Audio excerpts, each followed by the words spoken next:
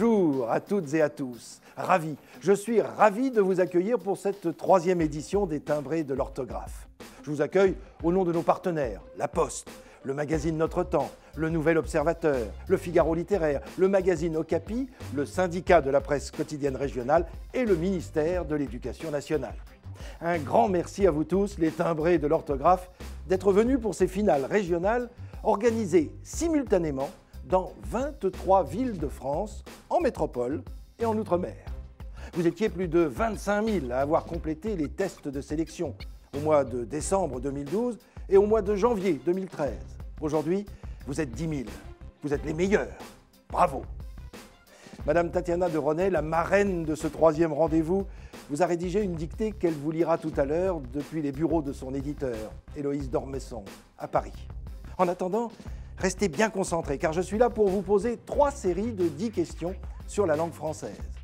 Les adultes doivent répondre aux 30 questions. Les juniors ne sont concernés que par les 20 premières questions. Quant aux cadets, ils n'auront à répondre qu'aux 10 premières questions. Alors, voici comment ça va se passer. Je vais lire chaque question et les propositions de réponse. Puis, vous aurez 15 secondes de réflexion avant de passer à la question suivante. J'espère que tout est clair. Est-ce que tout le monde est prêt? Les téléphones portables sont éteints, les stylos sont en main. Alors, en route pour la gloire. Première question. Lequel de ces verbes n'est pas un verbe du troisième groupe? Réponse A, applaudir. Réponse B, cueillir. Réponse C, dormir. Lequel de ces verbes n'est pas un verbe du troisième groupe? Réponse A, applaudir. Réponse B, cueillir. Réponse C, dormir.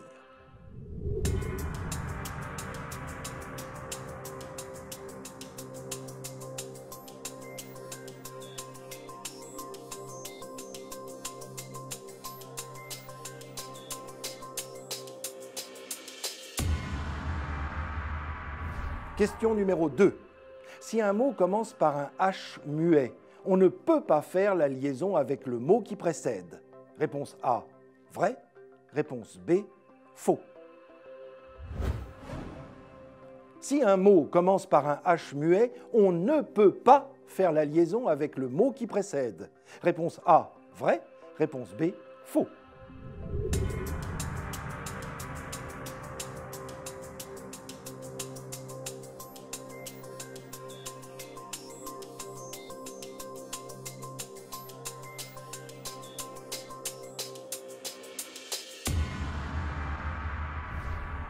Question numéro 3. Parmi ces adjectifs, lequel n'est pas synonyme des 3 autres? Réponse A, gai. Réponse B, jovial. Réponse C, mélancolique. Réponse D, joyeux. Parmi ces adjectifs, lequel n'est pas synonyme des 3 autres? Réponse A, gai. Réponse B, jovial. Réponse C, mélancolique. Réponse D, joyeux.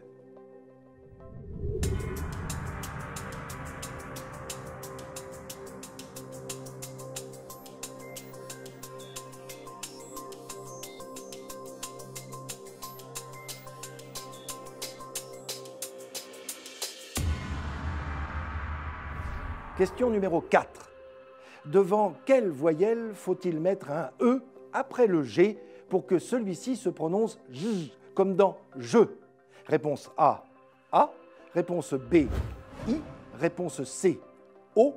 Réponse D, U. Devant quelle voyelle faut-il mettre un E après le G pour que celui-ci se prononce J, comme dans je? Réponse A, A. Réponse B, I. Réponse C, O. Réponse D, U.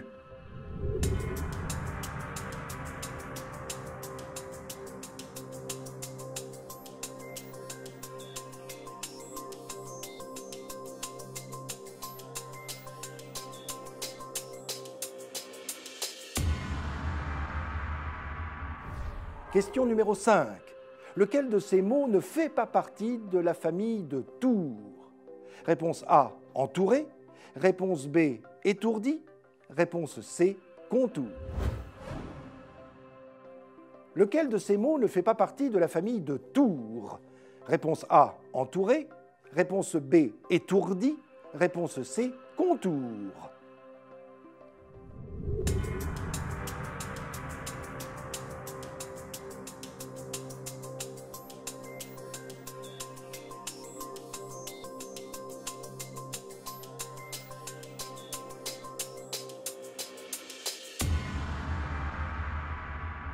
Question numéro 6. Quelle est la liste qui donne des déterminants démonstratifs ou adjectifs démonstratifs? Réponse A, ce, cette, c'est. Réponse B, son, ça, c'est. Réponse C, un, une, des. Quelle est la liste qui donne des déterminants démonstratifs ou adjectifs démonstratifs? Réponse A, ce, cette, c'est. Réponse B, son, ça, c'est. Réponse C, un, une, des.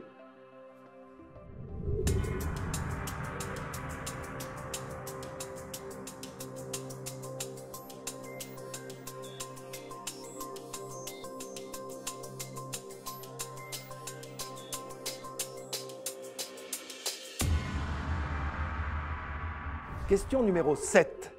S'il y en a, lequel ou lesquels de ces verbes ne se terminent pas par « des » à la troisième personne du singulier du présent de l'indicatif? Réponse A, prendre. Réponse B, rendre. Réponse C, pendre. S'il y en a, lequel ou lesquels de ces verbes ne se terminent pas par « des » à la troisième personne du singulier du présent de l'indicatif? Réponse A, prendre. Réponse B, rendre. Réponse C, pendre.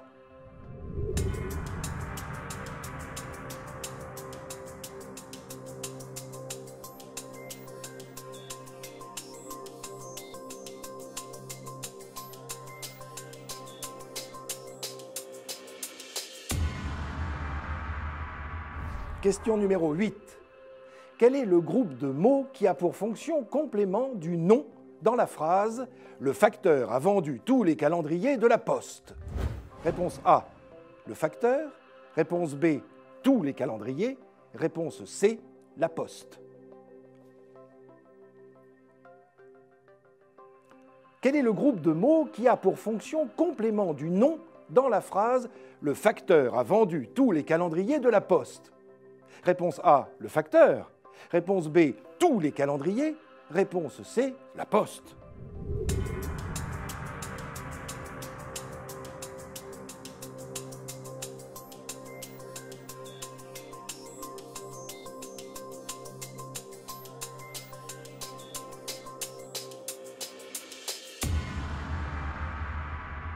Question numéro 9. Donnez pour chaque pronom le numéro du verbe dont il peut être sujet. Réponse A, tu. Réponse B, il au singulier. Réponse C, nous. Réponse D, elles au pluriel. Numéro 1, réussiront, ONS. Numéro 2, réussira, AS. Numéro 3, réussiront, ONT. Numéro 4, réussira, A. Donnez pour chaque pronom le numéro du verbe dont il peut être sujet. Réponse A, tu. Réponse B, il au singulier. Réponse C, nous. Réponse D, elles au pluriel. Numéro 1, réussiront, ONS. Numéro 2, réussira, AS. Numéro 3, réussiront, ONT. Numéro 4, réussira, A.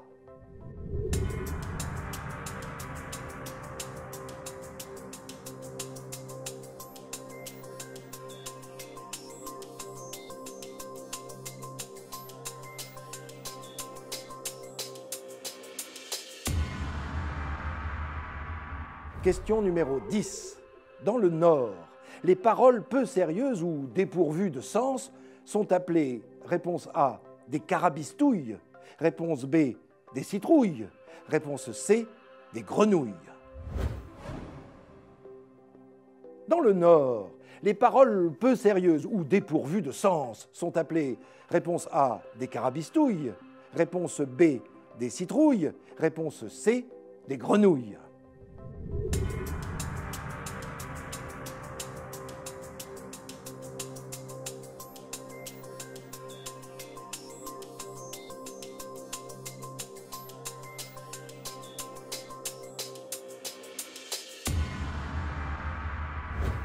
Ainsi s'achèvent les 10 premières questions de ce test.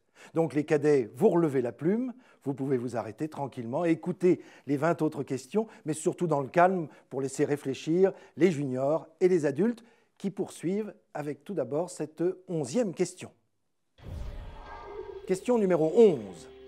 Quelle est la fonction du nom finaliste dans la phrase « Nous serons finalistes au concours des timbrés » Réponse A, attribut du sujet « nous ».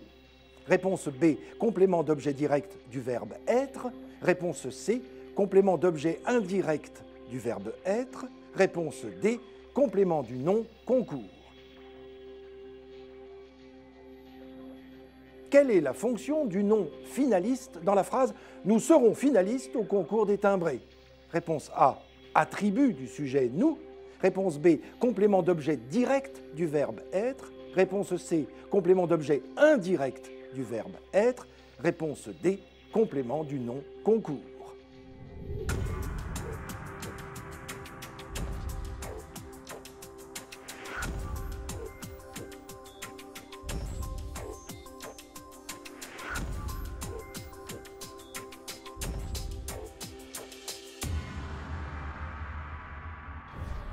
Question numéro 12.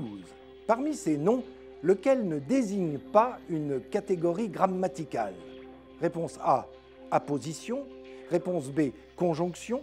Réponse C, interjection. Réponse D, préposition. Parmi ces noms, lequel ne désigne pas une catégorie grammaticale? Réponse A, apposition. Réponse B, conjonction. Réponse C, interjection. Réponse D, préposition.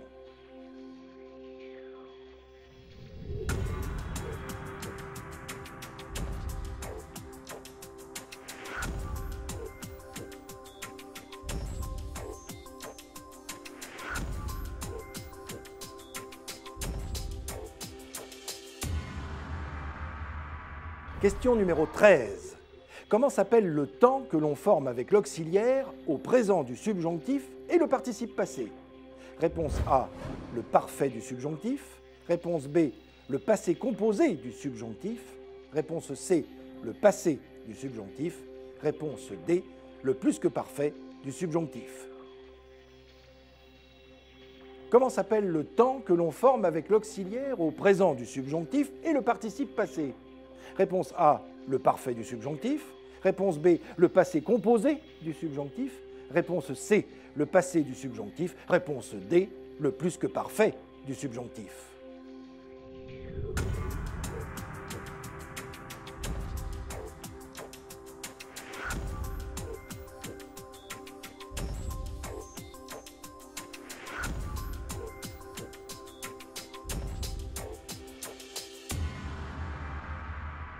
Question numéro 14. Dans un dictionnaire, que signifie l'abréviation FAM? F-A-M. Réponse A, fameux. Réponse B, familial. Réponse C, familier. Réponse D, famine. Dans un dictionnaire, que signifie l'abréviation FAM? F-A-M. Réponse A, fameux. Réponse B, familial. Réponse C, familier. Réponse D, famine.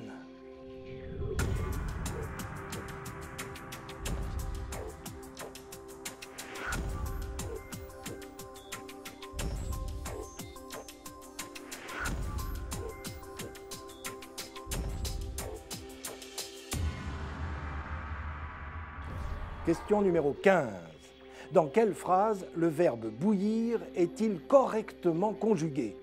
Réponse A, je boue, B-O-U-E, d'impatience. Réponse B, je bouille, d'impatience.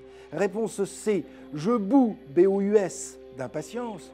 Réponse D, je boue, B-O-U-T-S, d'impatience. Dans quelle phrase le verbe bouillir est-il correctement conjugué? Réponse A, je boue, B-O-U-E, d'impatience.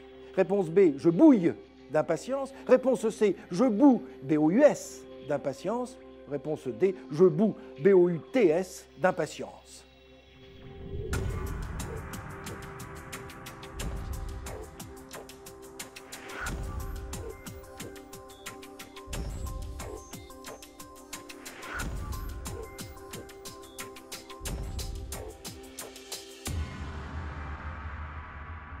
Question numéro 16. Tous les noms et adjectifs se terminant par L, EL au masculin singulier doublent le L au féminin. Réponse A, vrai. Réponse B, faux. Tous les noms et adjectifs se terminant par L, EL au masculin singulier doublent le L au féminin. Réponse A, vrai. Réponse B, faux.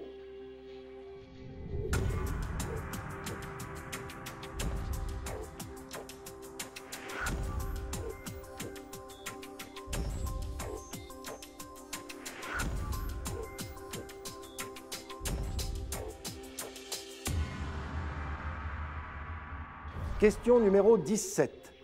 Pour chacun des verbes, donnez le type de verbe pronominal qu'il illustre. Réponse A, il se téléphone. Réponse B, il se concentre. Réponse C, il se méprenne. Réponse D, cela se vend bien. Numéro 1, verbe essentiellement pronominal. Numéro 2, verbe pronominal réciproque. Numéro 3, verbe pronominal réfléchi. Numéro 4, verbe pronominal à sens passif. Pour chacun des verbes, donnez le type de verbe pronominal qu'il illustre. Réponse A, il se téléphone. Réponse B, il se concentre. Réponse C, il se méprenne. Réponse D, cela se vend bien. Numéro 1, verbe essentiellement pronominal. Numéro 2, verbe pronominal réciproque. Numéro 3, verbe pronominal réfléchi. Numéro 4, verbe pronominal à sens passif.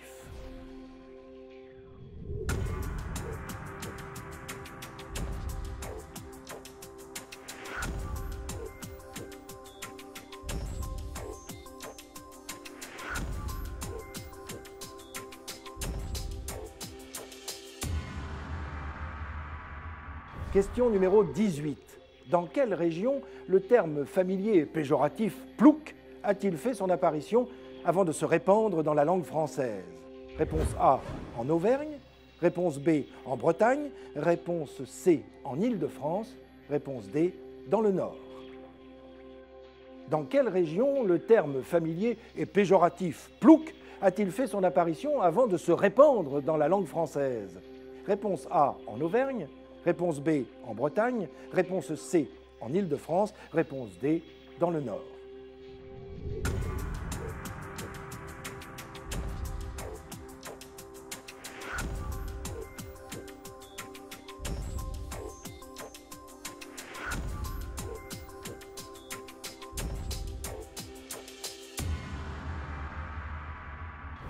Question numéro 19. Quelle est la fonction de la subordonnée soulignée dans la phrase « Je ne sais pas quand le facteur passera » Réponse A, complément circonstanciel du verbe savoir. Réponse B, complément d'agent du verbe savoir. Réponse C, complément d'objet direct du verbe savoir. Réponse D, complément d'objet indirect du verbe savoir. Quelle est la fonction de la subordonnée soulignée quand le facteur passera dans la phrase « Je ne sais pas quand le facteur passera » Réponse A, complément circonstanciel du verbe savoir. Réponse B, complément d'agent du verbe savoir. Réponse C, complément d'objet direct du verbe savoir. Réponse D, complément d'objet indirect du verbe savoir.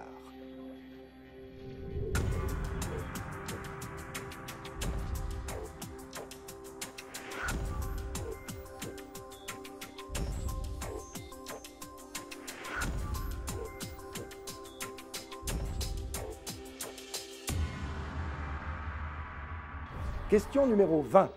L'expression de « derrière les fagots » est synonyme de réponse A, mauvais, réponse B, moyen, réponse C, excellent. L'expression de « derrière les fagots » est synonyme de réponse A, mauvais, réponse B, moyen, réponse C, excellent.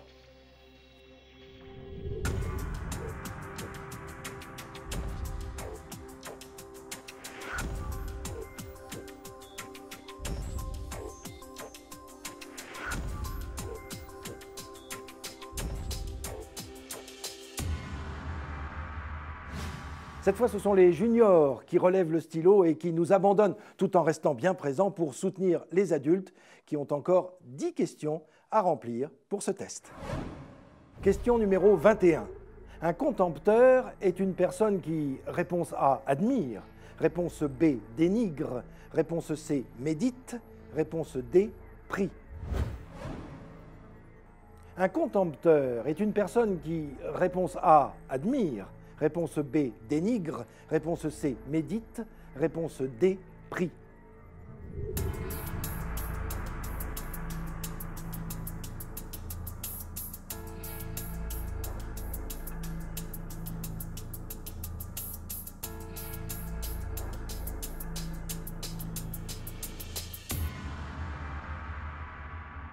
Question numéro 22. Laquelle ou lesquelles de ces phrases comportent un nœud explétif? Réponse A. Je crains qu'il ne se soit trompé. Réponse B. Je le ferai si ce n'est déjà fait. Réponse C. Je ne saurais répondre. Réponse D. Ne vous déplaise. Laquelle ou lesquelles de ces phrases comportent un nœud explétif? Réponse A. Je crains qu'il ne se soit trompé. Réponse B. Je le ferai si ce n'est déjà fait. Réponse C. Je ne saurais répondre. Réponse D. Ne vous déplaise.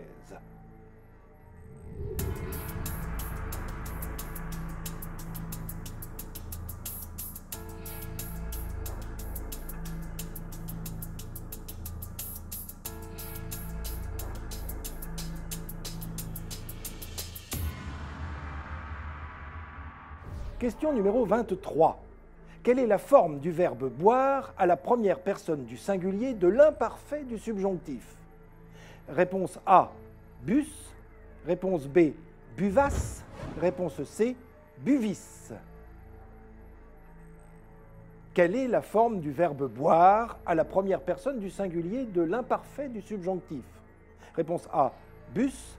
Réponse B, buvas. Réponse C, buvis.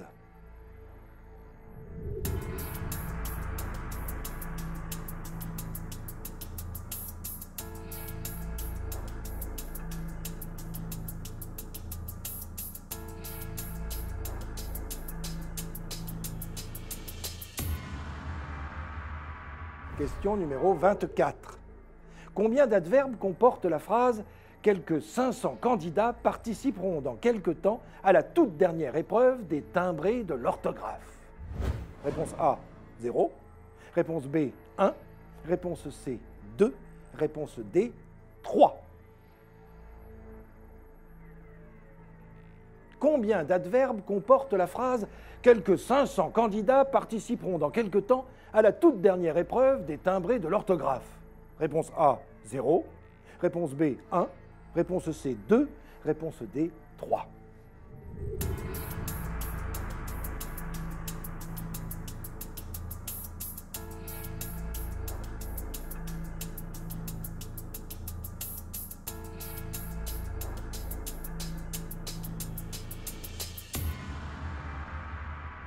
Question numéro 25. Donnez pour chacun des adjectifs le numéro de la couleur qui lui correspond. Réponse A, lilial. Réponse B, céruléen. Réponse C, cinabre. Réponse D, céladon. Numéro 1, bleu. Numéro 2, rouge. Numéro 3, vert. Numéro 4, blanc. Donnez pour chacun des adjectifs le numéro de la couleur qui lui correspond. Réponse A, lilial. Réponse B, céruléen. Réponse C, cinabre. Réponse D, céladon. Numéro 1, bleu. Numéro 2, rouge. Numéro 3, vert. Numéro 4, blanc.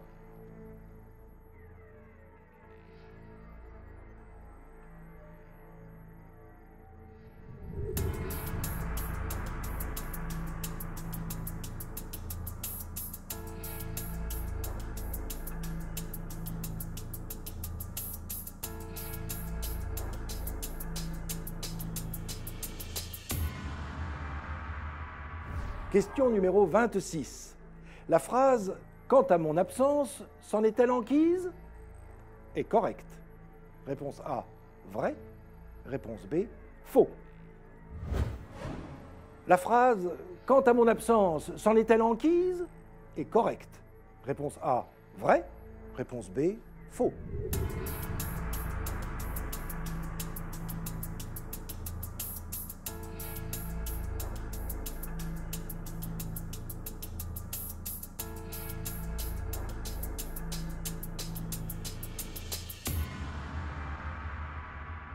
Question numéro 27.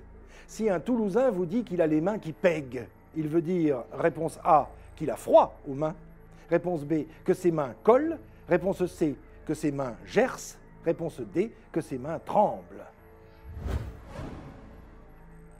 Si un Toulousain vous dit qu'il a les mains qui pèguent, il veut dire, réponse A, qu'il a froid aux mains, réponse B, que ses mains collent, réponse C, que ses mains gercent, réponse D, que ses mains tremblent.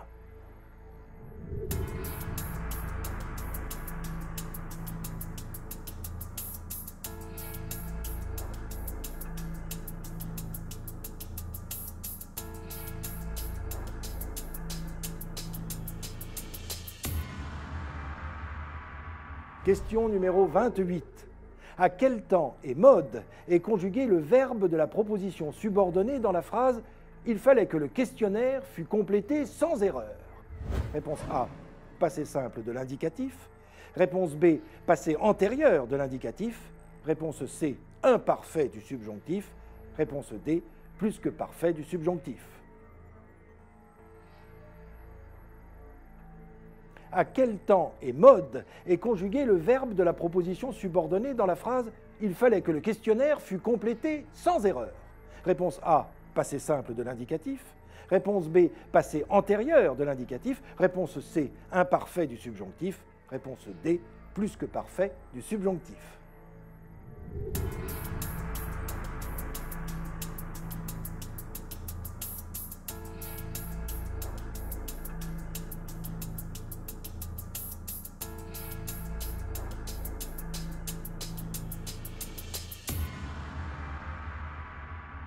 Question numéro 29.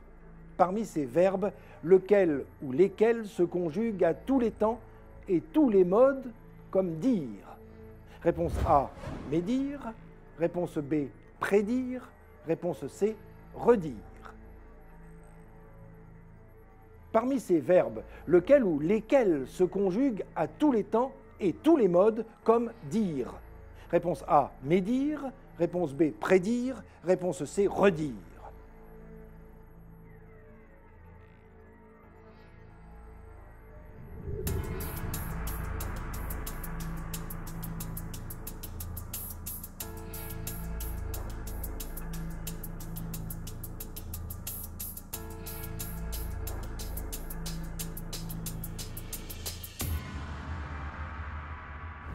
Question numéro 30. Les noms des 4 points cardinaux sont des emprunts à l'allemand. Réponse A, vrai. Réponse B, faux. Les noms des 4 points cardinaux sont des emprunts à l'allemand. Réponse A, vrai. Réponse B, faux.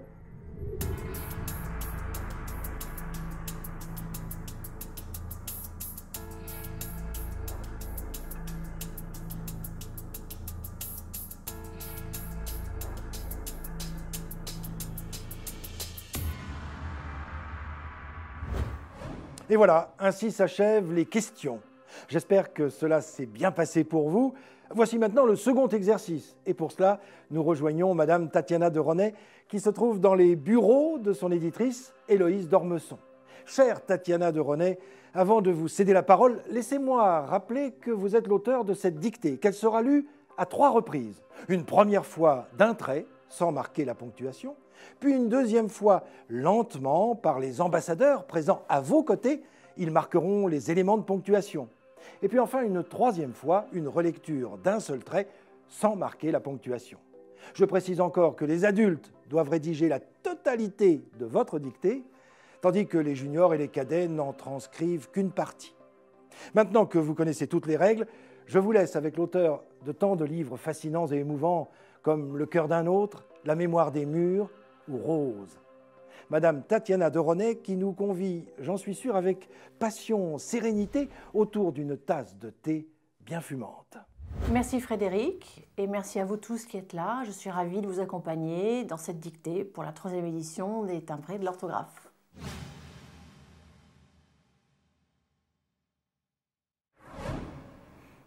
Le thé de la solitude.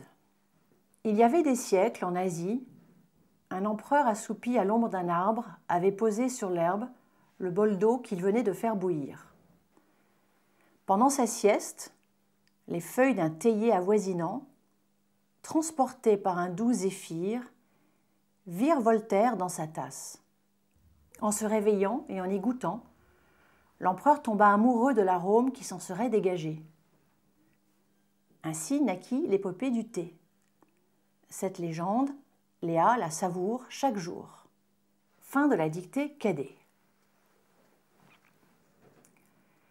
C'est depuis son escapade londonienne et une virée dans un magasin de thé, dont l'impressionnante devanture empreinte de sérénité et la façade bleue turquoise l'avaient subjuguée, que Léa s'était entichée de tout ce qui peut être en relation avec ce breuvage mythique, son histoire, ses variétés, ses secrets, ses différences et sa préparation. Mue par une exubérance inédite, elle avait erré à l'envi ce jour-là dans les rayons pimpants exhibant une myriade de boîtes multicolores. Fin de la dictée junior. Cette marotte anglaise est devenue obsessionnelle. Aussi son entourage se plaint-il que Léa se montre si attachée à tant de détails tels que l'épaisseur de la tasse, en porcelaine, fine bien entendu, et tiède, je vous prie, ou encore la facture de la théière, lourde, somptueuse, en fonte cuivrée, que l'on aura dû ébouillanter auparavant. De même, personne ne comprend qu'elle voit tant d'importance dans la manière de humer les exhalaisons d'un thé de Chine fumé ou l'effluve plus subtil et raffiné encore d'un grand Darjeeling. Les affres provoqués par ce cérémonial en déroutent plus d'un. Comme si le simple fait de déguster cette boisson unique devait être dicté par une série de lois immuables, comme s'il s'agissait d'un grand cru. Ne pas oublier la petite passoire. Ensuite, laisser infuser. 5 minutes. Pas une de plus. Ah, ça! Elle contrarie, sans résipiscence, ses invités avec le nuage de lait, à ajouter après, pas avant, signe d'un faux pas, d'une ignorance et d'une inélégance confondante. Là, toujours est-il qu'à force de rebattre les oreilles de tout le monde, avec son savoir-faire d'outre-Manche, chacun de ses amis, même les plus fidèles, la fuit à l'heure du thé. Désormais, Léa prend son breuvage toute esselée. J'espère que ça n'a pas été trop épouvantable pour vous et que ça vous a plu quand même. Et maintenant, je passe la parole aux ambassadeurs qui vont vous lire ce texte et moi, je vous retrouve juste après pour la relecture finale.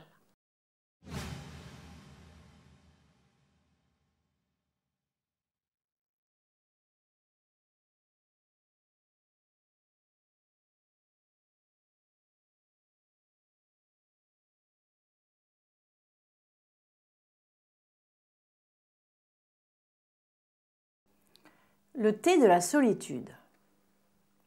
Il y avait des siècles, en Asie, un empereur assoupi à l'ombre d'un arbre avait posé sur l'herbe le bol d'eau qu'il venait de faire bouillir. Pendant sa sieste, les feuilles d'un théier avoisinant, transportées par un doux zéphyr, virevoltèrent dans sa tasse. En se réveillant et en y goûtant, l'empereur tomba amoureux de l'arôme qui s'en serait dégagé. Ainsi naquit l'épopée du thé. Cette légende, Léa la savoure chaque jour. Fin de la dictée Cadet. C'est depuis son escapade londonienne et une virée dans un magasin de thé, dont l'impressionnante devanture empreinte de sérénité et la façade bleue turquoise l'avaient subjuguée, que Léa s'était entichée de tout ce qui peut être en relation avec ce breuvage mythique. Son histoire, ses variétés, ses secrets, ses différences et sa préparation.